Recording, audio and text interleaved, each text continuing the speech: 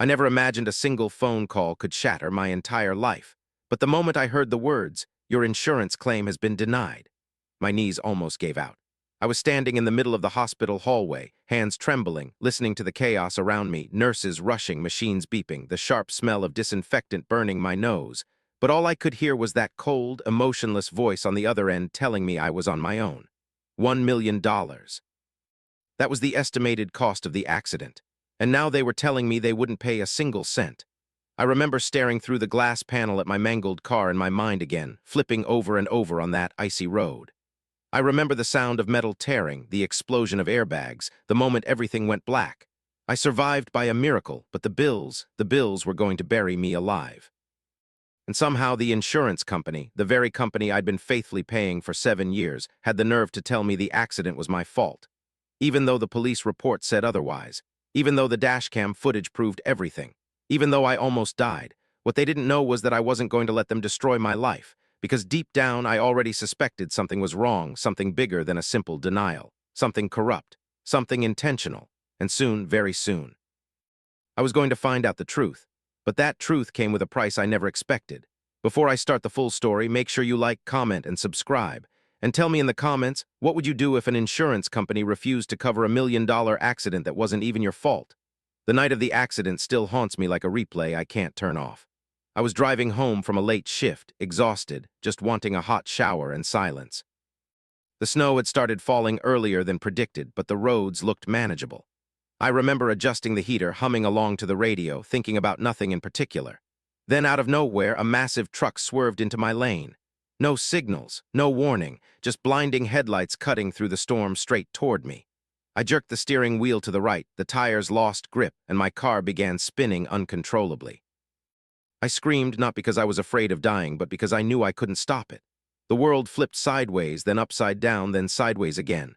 Glass shattered. Something slammed against my ribs, everything blurred. It felt like falling through darkness with no bottom. When the car finally stopped upside down, I could taste blood. My vision kept fading in and out. I heard someone pounding on the passenger door, yelling my name. I don't know how long I stayed stuck like that, trapped in twisted metal. Long enough for fire crews to arrive.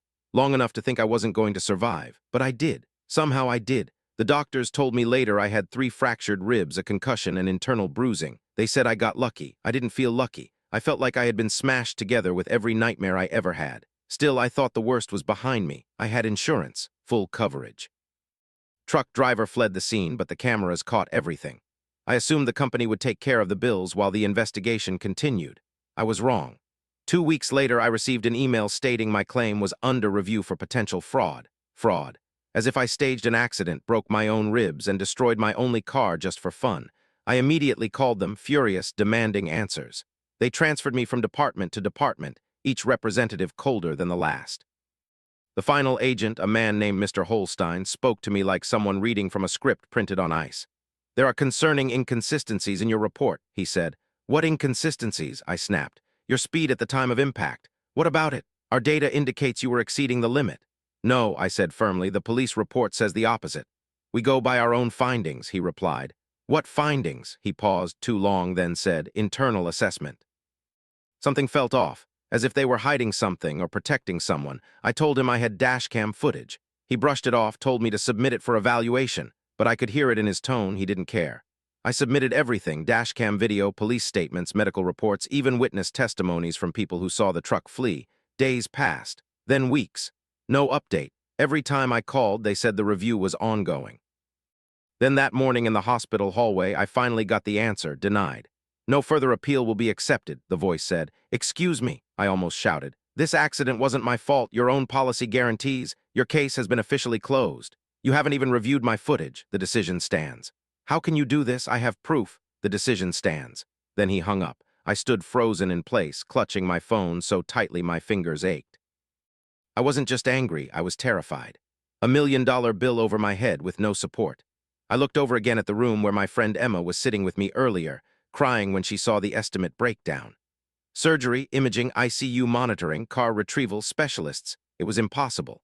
As I walked out of the hospital that evening, still limping, breathing shallow from the rib pain, I noticed a man in a long black coat leaning against a car across the street.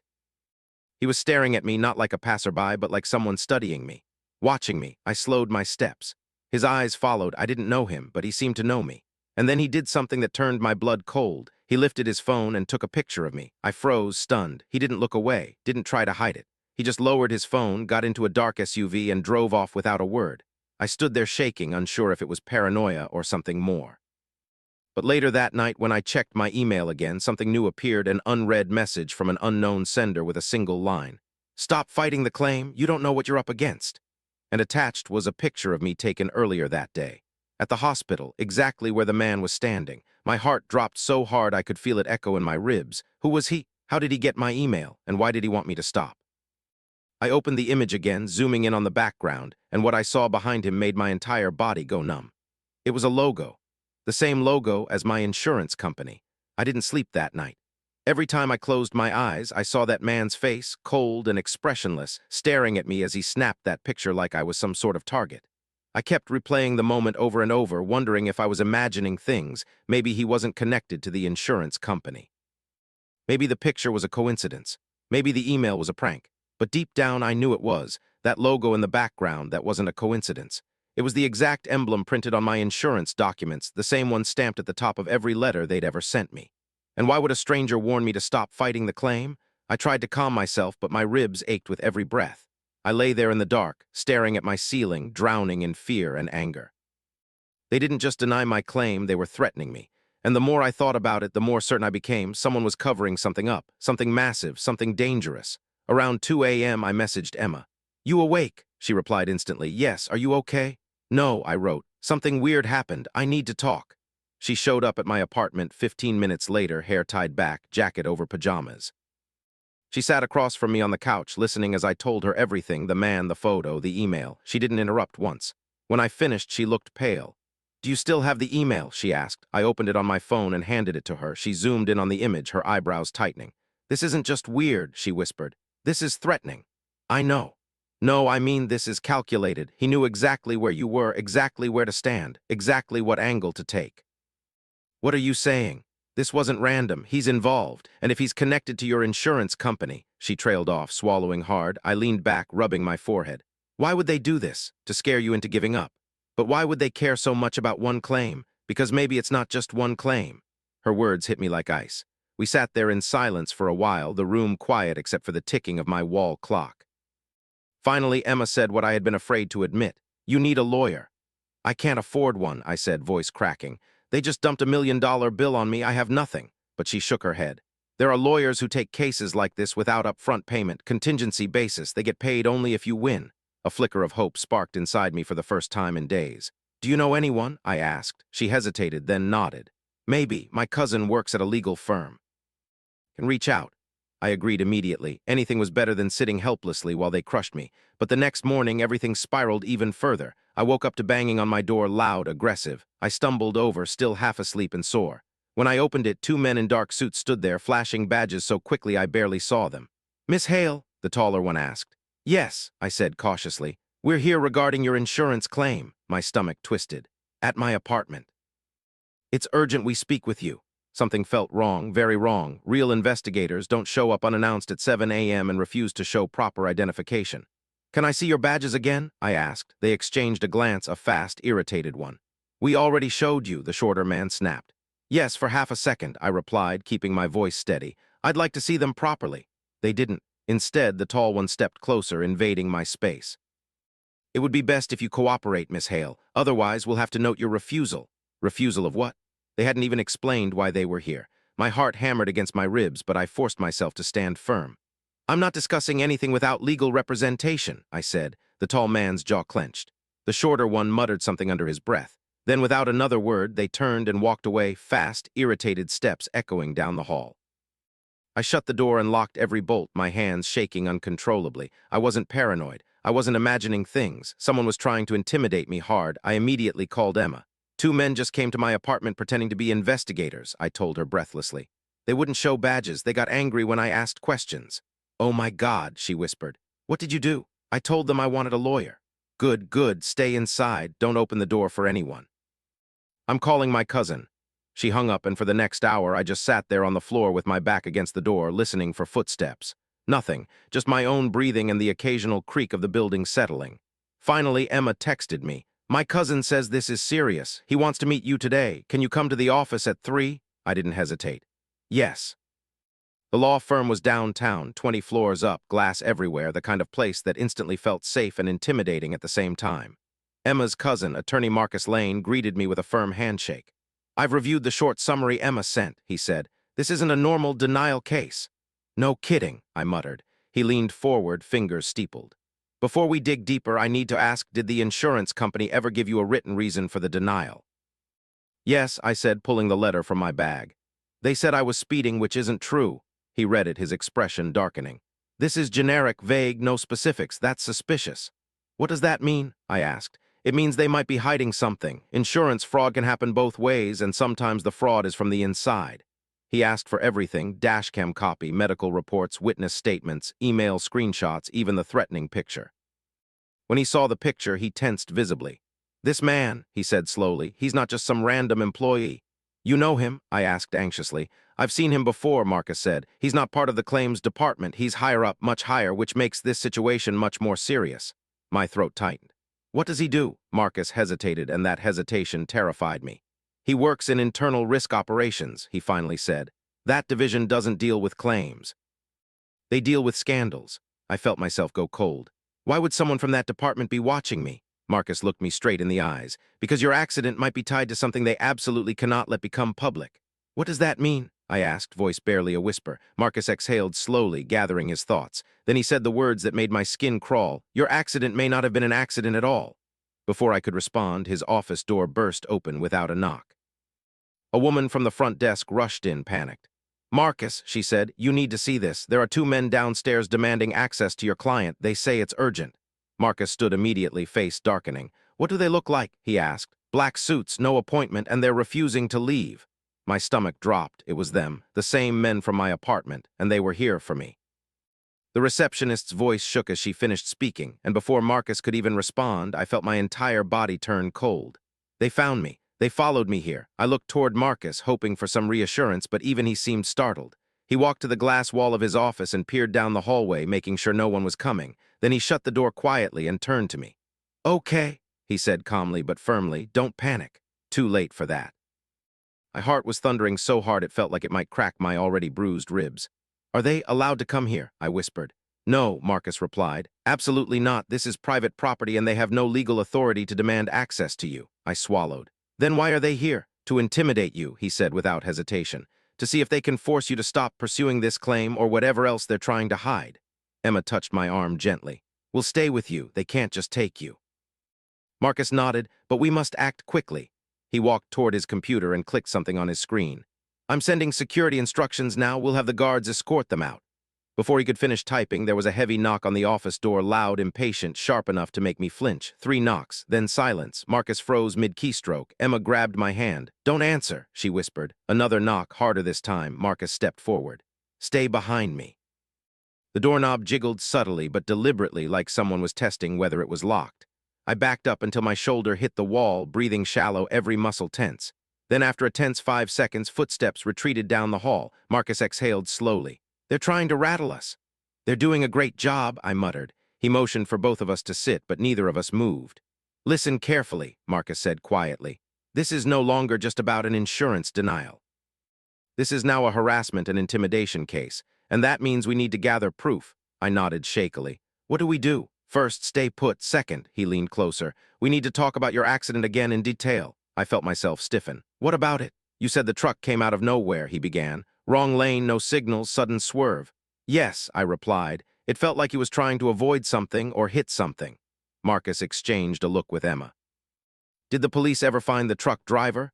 No, I said. They said he fled and the plates weren't clear in the footage. But your dash cam, he pressed. It captured a partial plate. They said it wasn't enough. Marcus's jaw tightened subtly, the kind of reaction a lawyer makes when something doesn't add up. Show me the footage. I handed him the USB drive. He inserted it into his computer, and we watched as the snowy road appeared on the screen, my car moving steadily, music humming faintly, then the blinding headlights swerving into my lane. Marcus paused the video just as the truck crossed into my path. Right there, he said softly, pointing. Do you see it? See what? I asked, confused. He rewound 2 seconds and zoomed in. I squinted at the screen, the truck's windshield, the steering wheel, the driver's shadow. But then I saw it. Small glowing light on the dashboard, faint but unmistakable, a blinking red dot. That's not normal, Marcus said. What is it? Emma asked. A tracking receiver, he replied. Commercial transport vehicles use them, but not in that position. That's a custom installation. Meaning what? I asked nervously. Marcus leaned back. Meaning that truck might not have been random. Someone could have been monitoring it or controlling it. I felt my stomach lurch. Controlling it, you think it was staged? Possibly, he said, but I need more evidence. Suddenly, loud voices erupted outside the office, echoes bouncing down the hallway. We all jerked toward the door, security, and the two men. Marcus cracked the door open just enough to listen without being seen. Down the corridor, a guard was trying to escort the suited men toward the elevators. They weren't cooperating. She needs to come with us, the tall one said sternly. That won't happen, the guard replied. Leave voluntarily or we will remove you. The shorter man leaned in aggressively. You have no idea who we work for. I don't care, the guard snapped. The men looked past the guard directly toward us. I yanked the door shut before they could catch a clear glimpse. Emma whispered, they know you're here. Marcus rubbed his temple. This is escalating too fast. We need to get you somewhere safe. Should I go to the police? I asked. Eventually, he said, but not yet. Why not? Because if what I think is happening is true, he said quietly, we're dealing with people who have ties inside the system. We need solid evidence first, something undeniable. My throat tightened. And if we don't find anything? He didn't answer. He didn't need to. The silence said enough. After a long pause, Marcus stood abruptly. Come with me. He opened a drawer in his desk and pulled out a folder labeled Confidential Claims Internal Review. He flipped it open, revealing printed documents, maps, highlighted notes. I worked on a similar case last year, he said. A truck accident, a denied claim, harassment, and a mysterious internal division involvement. My pulse spiked. What happened to that client? Marcus hesitated, then spoke slowly. She disappeared before the case reached court. My blood ran cold. Disappeared, vanished, he clarified. No trace. Emma clasped her hand over her mouth. Marcus continued. Her accident involved the same division your photo revealed, internal risk operations. I felt dizzy. What do they do? They handle cover-ups, Marcus said bluntly. When the company makes massive errors or when something illegal happens internally, that division makes sure no one finds out. And you think my accident is connected? I whispered. I think, he said carefully, that your accident may have been caused by a driver linked to a case the insurance company desperately needs buried. I felt tears rising, hot and uncontrollable. Why me? You weren't meant to survive, Marcus said. The words hit me like a physical blow. Emma gasped. Marcus, but he shook his head. I have to be honest with her. Suddenly, the office lights flickered, once, twice. Then the power cut out completely, plunging the room into darkness. Emma screamed. The hallway outside erupted in chaos, alarms, shouting, pounding footsteps. Then we heard it, not voices, not security, but the sound of glass shattering somewhere down the hall. Someone had broken in, and they were coming closer. The darkness hit so suddenly it felt like someone had dropped a thick blanket over the entire floor. 1 second, Marcus's office was lit by bright fluorescent lights, the next, pitch black. Emma's scream cut through the darkness as she grabbed my arm, and my body tensed so hard my ribs flared with pain. Stay low, Marcus whispered urgently. Both of you down now. We crouched behind his desk, the only source of faint light seeping in from the hallway's emergency exit signs. My breath trembled in short, shallow bursts. Alarms blared in distant parts of the building, but the immediate hallway was eerily quiet. Too quiet. Then came the sound I dreaded, slow footsteps on broken glass. Not running, not panicked. Calm, controlled, a hunter who already knew where the prey was hiding. Emma squeezed my hand so tightly it hurt. I could feel her shaking, the warmth of her palm damp with sweat, her breathing ragged. I glanced at Marcus, his face barely visible, but the tension in his jaw was unmistakable. Are they here for me? I whispered. Marcus shook his head faintly. They're here to silence this, all of it. A chilling crack echoed through the air, the unmistakable sound of a gun being cocked. My stomach dropped so violently I thought I might throw up. Emma covered her mouth, tears slipping silently down her cheeks.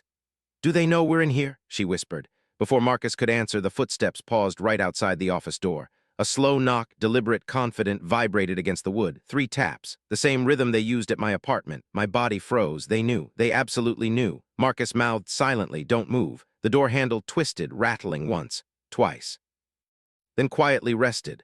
A man's deep, calm voice seeped beneath the thin gap under the door, sending a creeping chill across the floor toward us. Miss Hale, we need to have a conversation. Emma gasped softly. I instantly covered her mouth with my hand, trying to quiet our breathing. My heart beat so loudly I was terrified it would give us away. Marcus leaned close to my ear. Do not respond, do not make a sound. Voice behind the door chuckled softly, confident, like he already knew exactly where we were. Running won't help you, he said. You should have stopped when we asked. I felt a tear slide down my cheek. I wasn't even aware I was crying. Marcus reached for something under his desk, a metal object I didn't recognize at first. A tactical flashlight. Thick, heavy, almost like a baton. He mouthed, "When I say go, run, run, run where?" We were on the 20th floor. The footsteps outside shifted. Whoever it was turned away from the door. Their shoes scraped on the glass shards as they began walking deeper into the hall. Marcus took a quiet breath. "They're checking every office," Emma whispered, trembling. "We're trapped." "No," Marcus said, "not yet." He pointed toward the back corner of his office, a sliding panel barely noticeable in the dark. "A service corridor," he said. "Employees use it during fire drills. It leads to the emergency stairs." That was our only chance. Another crash echoed down the hallway, a door forced open, papers scattering. Furniture shoved aside. They were searching room by room. Marcus gestured quickly. "Go!" He cracked open the hidden panel, and a narrow, dimly lit passage appeared behind it. Emma and I crawled inside, and Marcus followed, pulling the panel shut silently. The small corridor smelled like dust and electrical wiring, the air tight and stale. The emergency lights flickered overhead as we moved down the narrow hall. Every footstep echoed, making me wince each time. Behind us, muffled voices drifted through the walls. "They're close," Marcus whispered. "Move faster." My ribs screamed with every step, but fear pushed me forward. Emma wasn't much better. I could hear her sniffing back tears. Finally, we reached the metal door marking the emergency stairwell. Marcus tried the handle, locked. "Damn it," he muttered under his breath. "Why would they lock a fire exit?" I whispered. "They didn't," Marcus said. "Someone jammed it." I felt a wave of dread. They were prepared. They knew this building. They anticipated our escape route. Voices echoed closer from the hallway behind us. The men had reached Marcus's office. "We don't have time," Emma whispered, voice breaking. Marcus braced his foot against the wall and pulled the handle harder. Metal groaned. The lock strained. Then a loud metallic click from behind us. Someone had opened the service panel. Light spilled in, not bright, but enough to cast the silhouette of a man entering the corridor. Tall, broad shoulders, the same black coat, the same man who took my picture. He stepped forward, calm as ever. "Miss Hale," he said softly, "you're making this much harder than it needs to be." My blood froze. Emma clutched my arm in blind panic. Marcus whispered one word, "Run." He kicked the stairwell door with every ounce of strength in his body. The metal shrieked, bent inward, and flew open with a violent crack. We bolted inside. The man lunged forward, grabbing for me. His fingers grazed my sleeve, but Marcus slammed the stairwell door shut in his face. "Gio!" he shouted. We rushed down the stairs, each step slamming pain into my ribs. Footsteps thundered behind the door, then a loud bang. He was trying to break through. We flew down flight after flight. I didn't know how far down we had gone when suddenly a deafening crash rang out above. The stairwell door had been forced open. He was in the stairwell, and he was coming fast. We weren't going to outrun him. Marcus pulled us into the landing between floors, grabbing a red fire extinguisher off the wall. He hurled it down the stairs. A violent thud, a grunt, then silence. We kept running until we reached the lobby level, only to find the bottom stairwell door chained from the outside, chained shut. We were trapped again. Emma started sobbing. "What do we do? What do we do?" Marcus scanned the area desperately, then spotted a maintenance grate near the floor. "Help me," he said. We dropped to our knees, yanking at the screws with our fingers. They loosened painfully slow. Every second felt like a countdown to death. Footsteps echoed above. He was coming down the stairs again. We pulled faster. One screw popped, then another. Then a scream tore from Emma's throat as the man's shadow appeared in the stairwell above us. He was less than one flight away. The grate finally came loose. "Get in," Marcus ordered. Emma slid inside first, crawling into the dark vent. Then I followed, choking on fear. Marcus shoved the grate back into place just as the man reached the landing. I heard Marcus's voice, low, strained. "You're not touching them." The man's voice answered coldly. "You shouldn't have involved yourself." A struggle, a grunt, a crash. Emma pulled me deeper into the vent as Marcus fought him outside. We kept crawling until their voices faded. But then I heard something that made my blood turn to ice. A gunshot, then silence.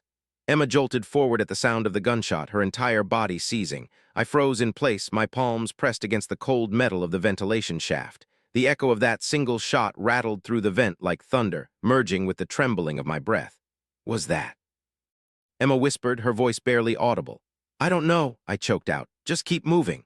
The vent was tight, barely wide enough for us to crawl. Every movement scraped my ribs, sending sharp jolts of pain through my chest. Dust clung to my fingers, coating my throat. My vision blurred with tears I kept forcing back because stopping wasn't an option. Behind us, silence, but not the comforting kind. The kind that meant something terrible just happened. Emma crawled ahead faster, her hands shaking so badly I could hear her taps against the metal. "We have to get out," she whispered. The vent turned sharply, leading to another grate. Emma pressed her face against it. "Oh my God, it opens into the underground parking garage. That could be good or bad." "Is it clear?" I whispered. She nodded slowly. I think so." I helped her push the grate outward. It clattered onto the pavement, and the sound echoed through the vast, empty concrete structure. We climbed out one at a time, our knees scraping the floor. The garage was dimly lit, shadows stretching unnaturally long between the thick pillars. Rows of cars sat parked in eerie stillness, their frames reflecting faint light. I shivered. It was freezing down here. Then a thought slammed into me so hard I staggered. "What about Marcus?" I whispered. Emma wrapped her arms around herself. "We can't go back." "I know," I said, fighting tears. "But what if he's hurt?" "What if you heard the gun?" She cut in, her voice breaking. "If we go back, we're dead." She was right, but the guilt pressed down on me like a physical weight. I whispered, "He saved us." Emma nodded, wiping her eyes. "We have to survive. That's how we honor him." We moved deeper into the garage, staying low, slipping between parked cars. Every sound felt amplified, the drip of water, the hum of a distant generator, the pounding of my heart. "We need to find a way out," I whispered. There, Emma pointed. "Service elevator." "No," I whispered quickly. "Too obvious. If they're looking for us, that's the first place they'll check." We kept creeping farther, inching toward the far end of the garage. That's when we heard it. Footsteps, slow, heavy, deliberate. Emma grabbed my wrist. "He's here." We ducked behind a black SUV, crouching low. The footsteps grew louder, echoing, searching. He wasn't running. He was hunting. I covered my mouth, trying to silence my breathing. The echo stopped. Then his voice, smooth and terrifying, drifted through the garage. "You can't hide forever." Emma trembled violently beside me. I put an arm around her, pulling her close. "We need to move," I whispered. We crawled under the SUV, staying low. My ribs screamed in agony, but I forced myself to keep going. From beneath the car, I saw the shiny black shoes of the man walking slowly between rows. He stopped just 3 feet away. I stopped breathing. Emma pressed her forehead to the pavement, tears slipping silently onto the concrete. His shoes turned slightly, facing our direction. Then a phone rang. He answered instantly. "Yes." A pause, then he spoke again, his tone dripping with irritation. "No, they're not secured yet." Another pause. "No, Marcus was neutralized. Continue cleanup. I'm handling the girls." The word neutralized hit me like a punch to the stomach. I bit my lip hard, trying not to cry out. "Please let Marcus be alive." "Please." The man ended the call and walked away, but only a few feet. Not leaving, waiting, listening. We stayed under the car until my muscles burned and my legs started to shake. Then Emma whispered, barely audible, "Look, a maintenance door." I followed her gaze. At the far end of the garage, half hidden behind a concrete pillar, was a gray metal maintenance door. A tiny red exit sign flickered above it, barely lit. It might be locked, it might have alarms, it might lead nowhere. It was our only chance. "We go now," I whispered. Emma nodded. We crawled out from under the SUV and dashed low between two cars. I winced with every breath, but adrenaline kept me moving. Halfway there, a loud voice cut through the garage. "Stop!" He'd seen us. We bolted. Echoing footsteps thundered behind us, faster than I expected. He was running full speed. We reached the door. Emma yanked the handle, locked. "No, no, no," she cried. I grabbed the handle too. We both pulled. Nothing. Behind us, his footsteps pounded closer. I slammed my shoulder into the door. Pain exploded through my ribs. I screamed. "Again!" Emma yelled. We threw our bodies into the door, once, twice. On the third hit, the door burst open so violently we stumbled inside. A narrow concrete corridor. We sprinted down it. Behind us, the man yelled furiously, "Don't let them out." "Who is he even talking to?" Emma cried. We didn't have time to think. The corridor split into two hallways. No signs. No lights, no clue which way to go. "Left!" Emma yelled. We ran left, skidding around the corner, and collided with a man in a janitor uniform. He dropped his mop bucket, startled. "Whoa, what's happening? Are you—" "Please," I gasped. "Help us, he's trying to kill us." Behind us, footsteps thundered into the corridor. The janitor's eyes widened. "Get behind me." He reached into his cart and pulled something out, not a weapon, but a long metal tool, maybe a pipe wrench. Held it tightly, stepping between us and the approaching figure. The black-coated man turned the corner. For the first time, he looked surprised. "You," he growled. "Out of the way." The janitor held firm. "They said you're trying to hurt them. Leave now." The man smirked cruelly. "You don't understand who you're dealing with." He took a step forward. The janitor lifted the wrench. Before anything else could happen, a group of security guards burst into the hallway from behind the janitor, flashlights raised. One guard shouted, "Drop your weapon." The man in the coat paused. Then he smiled, not in fear, but like he knew something we didn't. He slowly raised his hands and began backing away. Then he turned and ran. The guards chased him, yelling for him to stop. I collapsed against the wall, shaking violently as Emma crouched beside me. "We're safe," she whispered. But something in my gut told me we were, not even close. Because as the man disappeared into the darkness, I heard him shout something faintly, not to us, but into a small device in his hand. Plan B initiate. For a moment, the hallway fell completely silent except for the echo of the guards chasing after the man. My chest rose and fell rapidly, each breath stabbing my ribs like knives. Emma pressed her forehead against the wall, whispering a shaky prayer under her breath. The janitor knelt beside us, his voice soft. You too, all right? I nodded, though my vision wavered. Thank you so much. He gave a small, nervous laugh. I didn't do much. Looked like you girls were about to be dragged off by the devil himself. Emma wrapped her arms around herself. He's from the insurance company. The janitor's smile faded. Insurance company doesn't send men like that. He was right. 2 more guards approached, different ones, dressed in standard building security uniforms. They looked tense, eyes flickering between us and the direction the man ran. One guard knelt down. Miss, are you hurt? I nodded. Ribs, concussion, and we were attacked. The guards exchanged tense glances. Ma'am, the taller guard said, the police are on their way. We've locked down the building. The word police made my stomach tight. Marcus's warning echoed in my mind. We can't involve them yet. They have ties inside. But right now, what choice did we have? Emma whispered. What if the cops are involved? I whispered back, we'll see who shows up before we talk. One guard escorted us toward the service exit at the far end of the corridor while another contacted dispatch. We stepped out into the back alley behind the building, cold air hitting my face, sharp and biting. Snow drifted from the gray sky, soft flakes landing on my trembling hands. Emma wrapped her jacket tighter. We need to get away from this building. Yes, I breathed, but not far. We need somewhere public, somewhere crowded. Before we could take another step, the guard held out a hand. Wait here, I need to confirm with my supervisor. He stepped a few feet away, speaking urgently into his radio. The janitor stayed with us, arms crossed, watching the guard with suspicion. You girls really in trouble, he muttered. You have no idea, I whispered. That's when the guard on the radio stiffened, slowly lowered the radio, and turned toward us with a strange, unreadable expression. Emma immediately stepped behind me. What's wrong? He didn't answer. Instead, he said far too calmly, Ladies, I need you to come back inside. No, I said instantly. We're waiting for the police. He shook his head. They're not coming. A cold wave rippled across my skin. What do you mean they're not coming? Emma asked. The guard took a slow step toward us. Dispatch received a cancellation request. They were told everything was handled internally. By who? I demanded. He didn't answer, but I already knew. Plan B, the janitor, stepped between us and the guard. Sir, step back. The guard rested his hand on his belt, not a gun, but a baton. Ma'am, I'm giving you an order. Emma grabbed my arm. He's stalling. Someone else is coming. I turned to the janitor. Is there another way out, a back exit, anything? He nodded quickly. Around the corner, but you gotta run. That was all we needed. We took off, sprinting toward the side of the building. Pain stabbed through my ribs, but adrenaline drowned most of it out. Emma's boots slipped in the thin layer of snow, but she kept pace.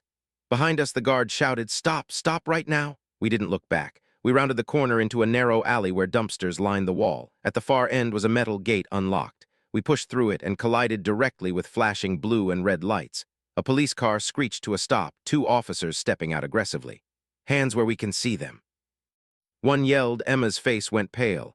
Oh my God, are these the real ones? I whispered. We'll find out. The officers approached, guns drawn but lowered. Are you the ones who called for help? The female officer asked. I blinked. Yes, we were being chased. A man from my insurance. Company insurance, the male officer said sharply. Which company? I hesitated. Why did the name matter? Briarden Mutual, I answered carefully. Both officers exchanged a quick look. The female officer nodded slowly. All right, you need to come with us. Emma grabbed my arm tightly. Are we under arrest? No, the officer said. You're witnesses. It's for your safety. It should have sounded reassuring. It didn't, especially when she said witnesses before asking what happened. The male officer opened the back door of the cruiser. Get in. Something felt wrong. Then I saw it hanging from the officer's belt, barely visible under his jacket, a small metal badge case with an emblem on it, the same emblem from my insurance company. I felt ice crawl up my spine. Emma whispered, It's them. I stumbled backward.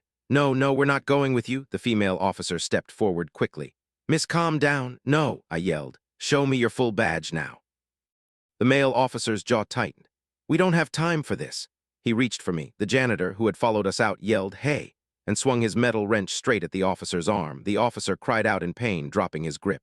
Run, the janitor yelled. Emma and I bolted, darting behind the dumpster. A gunshot blasted through the alley, sparking against the metal near my head. I screamed, diving deeper behind cover. Snow sprayed around us as tires screeched, the police car turning violently. Emma pulled me up.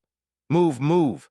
We sprinted across the alley, turning sharply into an adjacent street bustling with pedestrians, cars, people, noise, safety, temporarily. We blended into the moving crowd, breathless, terrified. I glanced behind us. The police car didn't follow. They couldn't risk a public scene. Emma grabbed my shoulders, tears streaking her face. "We need to disappear now," I nodded, shaking. But as we moved deeper into the crowd, my phone buzzed. I froze, no name.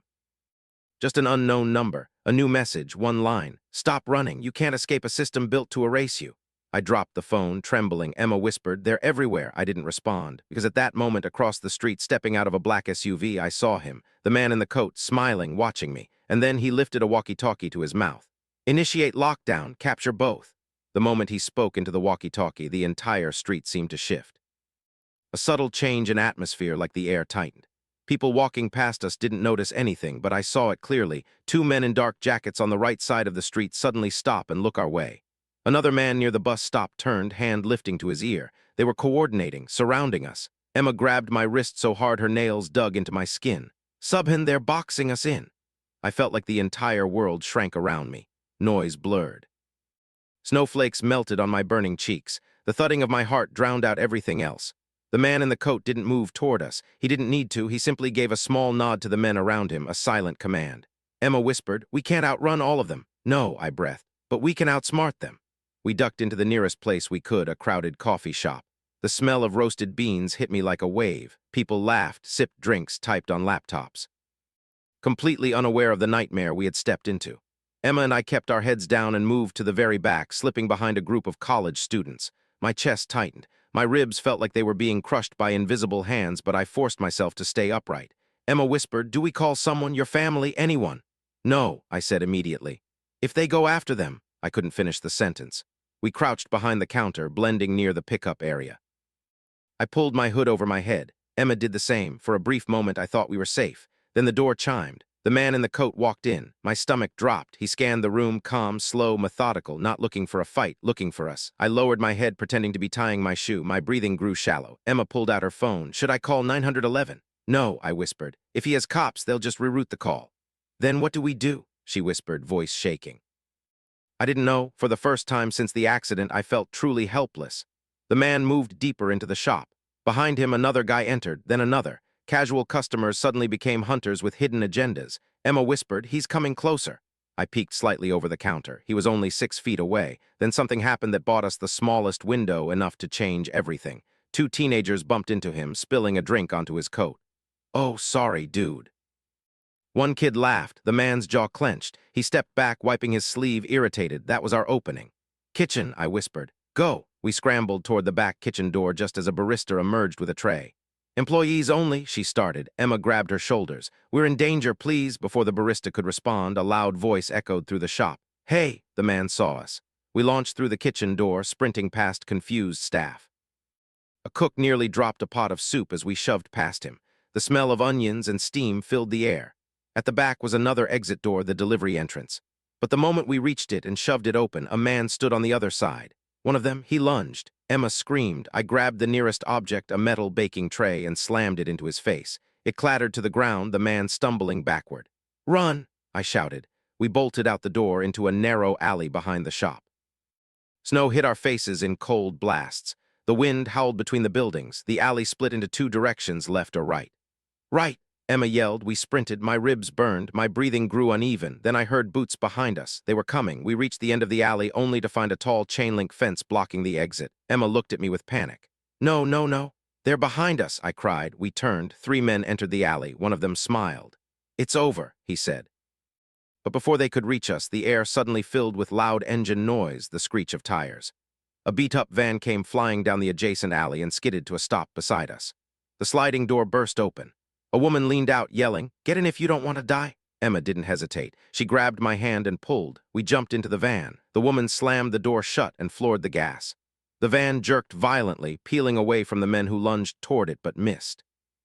Emma gasped, Who are you?" The woman kept her eyes on the road, voice sharp. "Someone who's been tracking your case." I blinked through shock. "You what? Why are you with them?" She laughed, a bitter, exhausted sound. "If I were with them, sweetheart, you'd be dead already." Emma's voice cracked. "Then who are you?" The woman glanced at me through the rearview mirror. "Name S. Laura. I used to work for Briarden's Internal Risk Division." My blood froze. Emma's eyes widened. "You worked with them?" Laura nodded.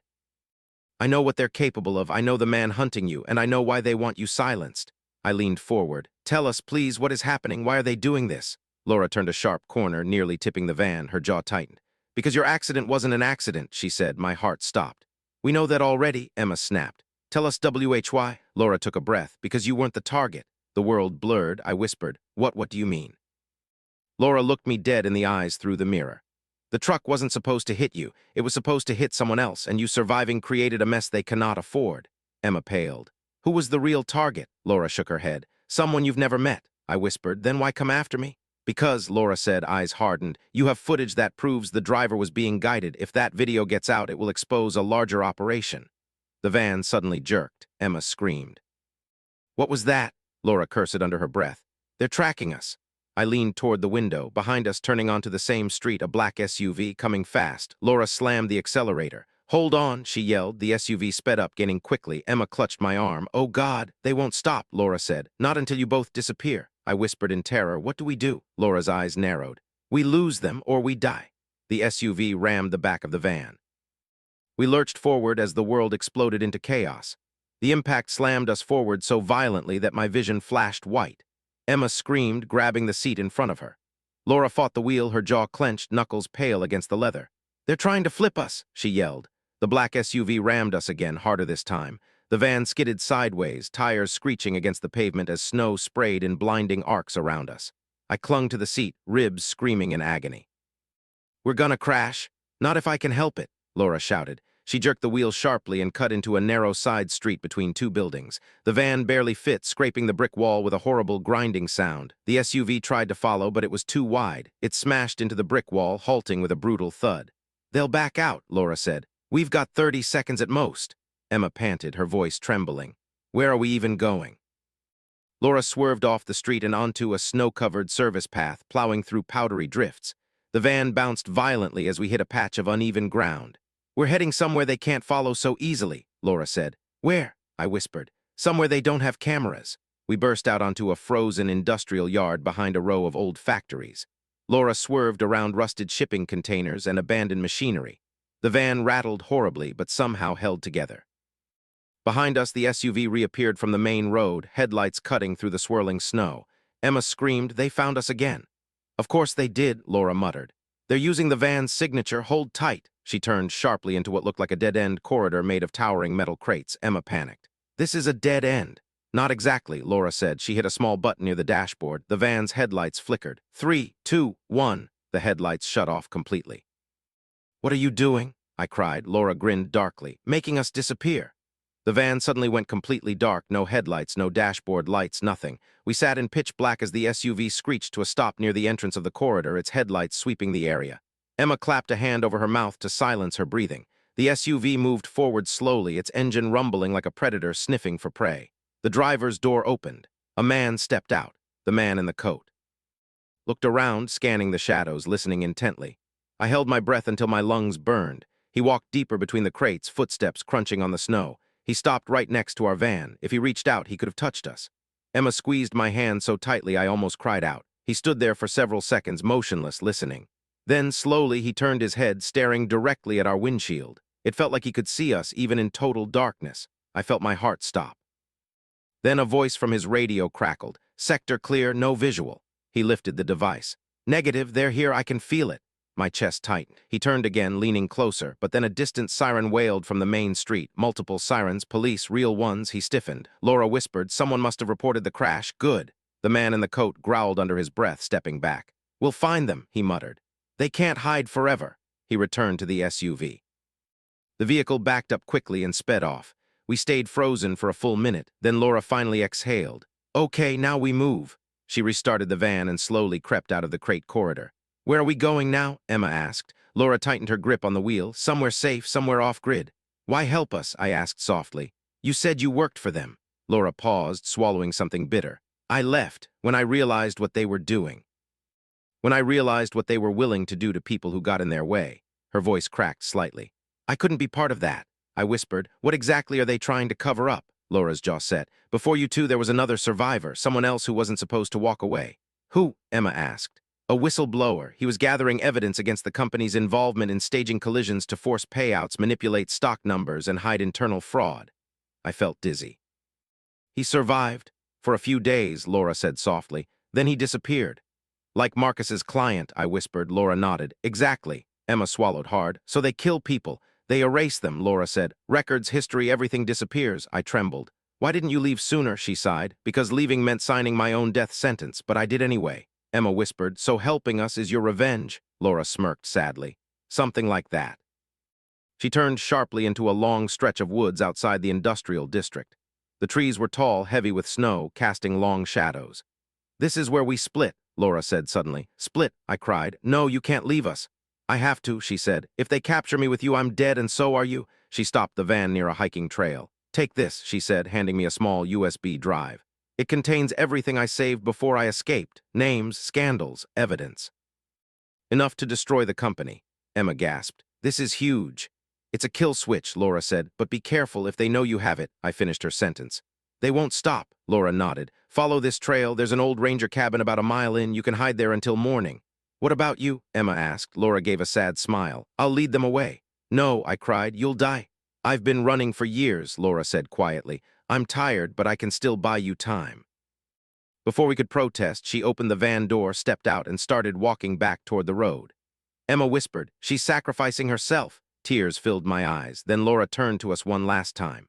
Don't waste the truth, she said. She shut the door. We watched her walk away. Then Emma grabbed my hand. Come on, we have to go. We stepped into the snowy woods as the van engine faded, but before we reached the trail's bend, an explosion lit the sky behind us. I screamed. A fireball erupted from the road.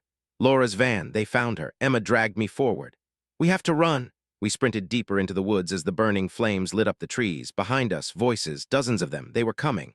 We ran without stopping, branches whipping against our faces, snow crunching beneath our feet. Our lungs burned. My ribs felt like they were cracking anew with every breath. The forest around us was vast, dark, and mercilessly cold. But behind us, the hunters were coming. Flashlights flickered through the trees. Voices echoed, coordinated, sharp. Fan out. They're close. Find them before sunrise. Emma grabbed my arm. We're not going to make it to the cabin. Keep running, I gasped. Just keep going. But she was right.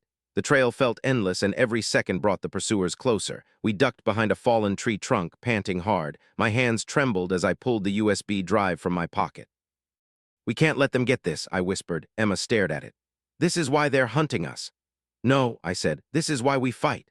A branch snapped behind us. We froze, footsteps, slow, careful, close. Emma mouthed silently. They found us. I felt a panic rise inside me so strong I nearly screamed. Then a spotlight cut through the trees. We bolted. The beam followed immediately. There, over there. Emma and I sprinted through the snow, dodging branches, slipping on ice, crashing through brush. Forest echoed with yelling. They're running northeast. Cut them off. Gunshots cracked in the distance. I stumbled as a bullet hit a tree beside me, splintering bark into my hair. Emma screamed, keep going. We finally spotted the faint outline of the ranger cabin through the trees, a small structure dim, nearly buried in snow. We're almost there, I cried. But before we could reach it, a silhouette stepped out from behind a tree, tall, broad, wearing that same black coat. The man, he was waiting for us. Emma skidded to a halt, slipping on the snow, falling onto her knees. I froze, unable to move. His cold eyes locked onto mine with chilling certainty. You've caused enough trouble, he said. It ends now. He took a step toward us. My heart pounded so hard my vision pulsed. In that moment, something inside me snapped. All this because I survived? I shouted. No, he said, because you don't know when to stop. He reached into his coat for a weapon. Emma cried, S-U-B-H-A-N, run. He pulled out a gun. I screamed. Suddenly, a deafening blast roared through the forest, but it wasn't his gun. He jerked backward, his body snapping stiff, then collapsing into the snow. Behind him stood a figure holding a shotgun, not Laura, not a guard, Marcus. Alive. Emma gasped, Marcus, you're alive. He limped forward, blood on his coat, face pale but determined. Barely, bullet grazed me, they thought I was dead. I covered my mouth, tears spilling. Marcus, he pointed the shotgun toward the trees. We don't have long, more of them are coming. Before we could respond, flashlights scattered through the woods, closing in. Marcus pushed us toward the cabin. Go inside. We sprinted to the wooden door. Marcus barricaded it behind us with a heavy beam. Emma cried, what do we do now? Marcus knelt, breathing hard. The evidence, tell me you have it. I showed him the USB. Everything Laura gave us. He nodded. Good. Because this is bigger than any of us can fix alone. The windows lit up with flashlight beams. Voices shouted outside. They're in the cabin. Surround it. Marcus grabbed an old radio on the counter. There's someone who can help, a journalist I trust, high profile. If we get this evidence to him, the whole country will know. How do we get out? I asked. We don't, Marcus replied. Not tonight. I froze. What do you mean? They have the cabin surrounded, he said. But they don't know about the basement tunnel. Emma gasped. There's a tunnel. Emergency evacuation from the wildfire years ago, Marcus said. It leads all the way down the mountain. He opened the trapdoor beneath a rug. Gunfire blasted against the wooden walls outside. G.O., Marcus shouted. Emma climbed down first. I hesitated. Marcus, you're coming too, right? He gave a weak smile. I'll slow them down, make sure they don't follow. No, I whispered. No, Marcus, take the evidence, he said. Tell the world the truth. Tears blurred my eyes. I grabbed his coat sleeve. Please don't do this. Marcus gently pulled my hand away. You surviving is the only thing that matters now. Another barrage of gunfire hit the cabin. The door cracked. I knew he was right. I stepped onto the ladder. Before I descended, Marcus placed something in my hand. A folded note. For when this is over, he said softly. Then he shoved the trapdoor shut. Emma pulled me forward as the tunnel went dark behind us. Above us, muffled shouting erupted. Then a final gunshot. I screamed silently, clinging to the cold tunnel wall. But there was no time for grief. We crawled through the narrow passage, pushing through darkness until the tunnel finally opened into the night air at the foot of the mountain. Dawn was rising. The world looked calm, peaceful, like nothing monstrous had happened. Emma squeezed my hand. We made it. We're alive, I whispered. But survival wasn't victory. Not yet. We walked toward the road below, snow crunching beneath our feet. Somewhere behind us, in those woods, Marcus fought for us. And ahead of us, a journalist waited for the truth that would bring the entire corrupt structure down. I clutched the USB drive tightly. This wasn't the end. This was the beginning of exposing everything. And for the first time since the accident, I felt hope. Cold, trembling hope. But hope